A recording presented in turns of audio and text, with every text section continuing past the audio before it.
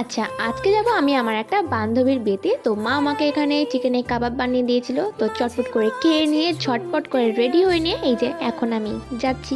আর এখন তো সেই ঘোর শীতকাল চলছে, তাই বিয়ে বাড়িতে সোয়েটার পরি আর না পরি টোটোতে যাবার সময় একটা চাদর তো নিতেই হবে, না হলে ভাই ওখানেই জমে যাব পুরো।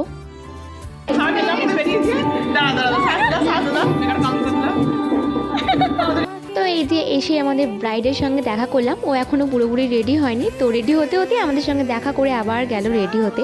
আর এখানে আমি কি সুন্দর করে ভিডিও বানাচ্ছিলাম, আর কেউ না কেউ এসে একবার করে আমার ভিডিওটাকে খারাপ করে দিচ্ছে।